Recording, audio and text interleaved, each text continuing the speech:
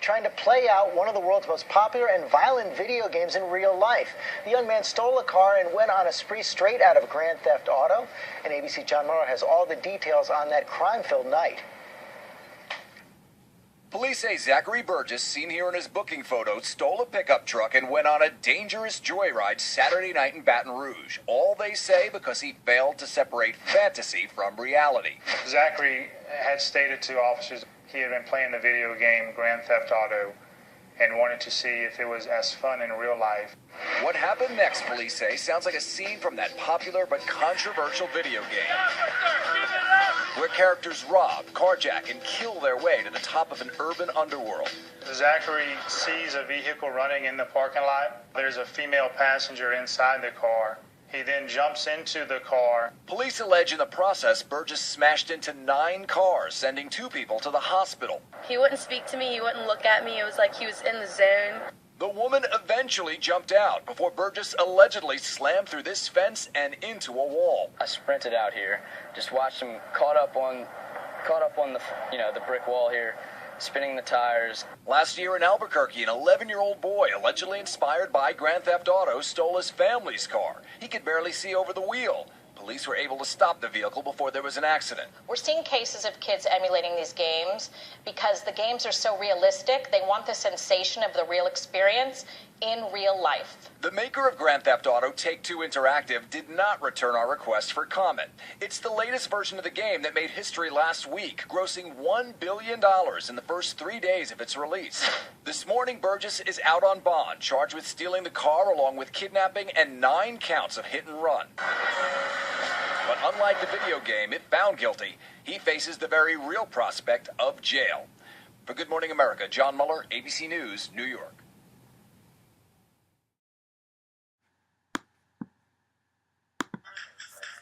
Hi everybody, today I am at Abdulla University. Let me ask students how could the game GTA cause race, violence and crime? Race, violence and crime? Okay. I'm Abdullah Shadi from Saudi Arabia, and I played GTA 5 or Grand Theft Auto 5. Well, as your question, Muhammad, how it's related to violence, race, crime. Well, I find it interesting, especially in the racism part. Well, first let me divide the GT5 to 2 parts, which is the missions part and the other part is online part. So the mission part, which is the regular part when you do a mission and pass it to another mission. there is no racism in that part, especially because the creator or the maker of Grand Theft Auto 5 made three characters, which is Trevor, Michael, and Franklin. Like Franklin is African American, and I would say Michael is white American, and the third one, Trevor, is Hispanic probably, I'm not sure. But so there is three diversity of race in the missions part. So there is, and you have to play by all of them. Like you cannot select only one character and play with it for the whole game. You have to play with the African American, with the white, and with the Hispanic guy. So as I told you, in the missions part, probably there is no racism in that part. But when you go to the online part, there is actually, because you select the character and you make the skin color, how he look like the clothing. So yeah, and whenever you get to the online part, you can get to group or in gangster. So you fight with each other. Like, especially you heard that language when you wave the mic, and you can recognize them from their language when he make it written or like saying a bad language or dirty language for to mention your race or something. So as I told you, yes, in the online part there is a lot of racism and violence because your race. If you are if you make your, as me, I made my character as a white since I'm a white, and I always fight with other group which is African American. That doesn't mean I'm against them, but that's how the game goes. So yeah, violence part. You can see it while you're playing the video games. Like like the regulation or the rules to pass from mission to another or to get to higher level in the online part. You have to fight with each other to get the money, to get to the high level. So the only way to pass this mission from the mission part or to get to the higher level from the online part, you have to fight. You have to make some violence. You need to get money. You have to get to the one of the store and pull your gun and put it to the cashier so he can give you the money. Or if you're in the mission part and you wanna get a car, you have to get one of the cars and steal it. Even if the owners of the car next to the car, you have to beat him up to get his car. So I believe it's all about violence and how you can live your life with violence and crime. Because if you're trying to be in a peace and live as any other people live in that game, you can't. If you want to make money, you have to make violence. I would like to ask you, how could the game GTA cause violence, race, and crime? It promotes it through storyline. A lot of times you get younger kids playing it, and that causes them to take those ideas out of that game and take that into the real world and think that that's how the world's supposed to be. It influences younger kids more than it would the older generation. We know better, but younger kids, it was in the news a while back. I heard some guy who was influenced by that, actually GTA. He was in his second 30s. He stole a car. He's been playing that game, so it would promote. It would be more promoted through the younger generation violence would. I would like to ask you, how could the game GTA cause race, violence, and crime? Well, in Grand Theft Auto, you're able to act out pretty much whatever you want in terms of crime or theft or attack kind of whoever you want. So it's definitely something that could cause people to, be desensitized to those issues and act them out in the end. To ask you, how could the game GTA cause race, violence, and crime?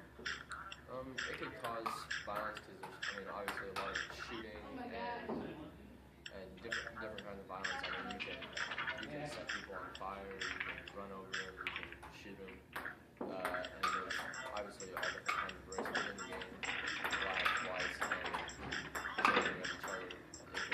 It could spark something. How could the game GTA cause violence, race, and crime?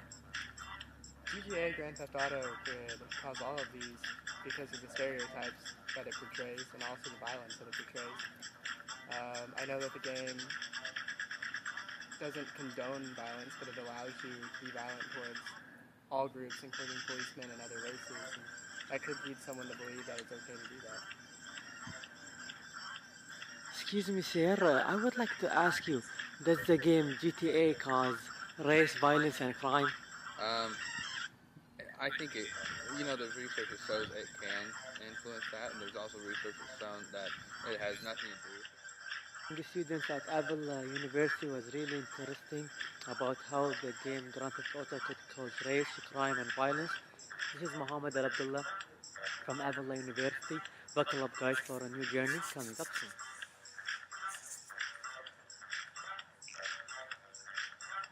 I am at KU campus. Let's see what students say about how Grand Theft Auto could cause race, could cause murder, could cause ADHD, and could cause violence. And they'd be like, there've been some racist things like in GTA, like when they like represent like the black people or the white people on another side, like when they're trying to create a gangster life or something. And about the crime side, I've never seen someone just like goes out like in the streets and shooting everybody, like there's no security around here. And this is gonna be negative, like not like in grown people or in adult people, but it's gonna be negative like on children who are like between 10 to 12 or 10 to 15. I would like to ask you, how could the video game Grand Theft Auto cause race, violence, ADHD, and cause murder? Well, there's a lot of murder in the game, so I think just the graphic nature of it could definitely cause more people to have stupid ideas. Excuse me, sir. I would like to ask you, how can Grand Theft Auto cause violence? Well, when people play it, like I think a lot of people just do the things that they could not do in real life, which basically something that either the law or like the customs or the rules among people that prohibit that. So pretty much they try to do something that is not allowed in real life, and that's kind of have an adverse effect on the community as a whole. Sir, I would like to ask you, how could the Grand Theft Auto cause violence? I don't know. I would say that it desensitizes people to violence. If they see violent acts repeated over and over again on a screen and they're the people performing them, then it could, as a result of that, sort of lead them to feel that that's more acceptable. Excuse me, sir, I would like to ask you, how could the Grand Theft Auto cause ADHD? Well, I think Grand Theft Auto could cause ADHD by just, limiting the effort you have to put into something to get, a positive feedback. So, they play the game, there's those little short missions, and they get some kind of satisfaction short term. And there's no long-term commitment either in the game or outside. And so it just sends them on from one meaningless task in the game to another. And so they're not really developing, any notion of waiting or something. Sir, I would like to ask you, how could Grand Theft Auto cause violence? I think that seeing violent acts can desensitize people to the acts, so that it's less of like a big deal when people are actually being hurt. So just in that way, I think it could potentially lead to more violence. Asking students about how could Grand Theft Auto cause race, crime, Asking students about how could Grand Theft Auto cause race, crime, ADHD, and violence. Most of them talked about the violence and ADHD, and one talked about the race and crime. This is Muhammad Al-Abdullah from Lawrence, Kansas.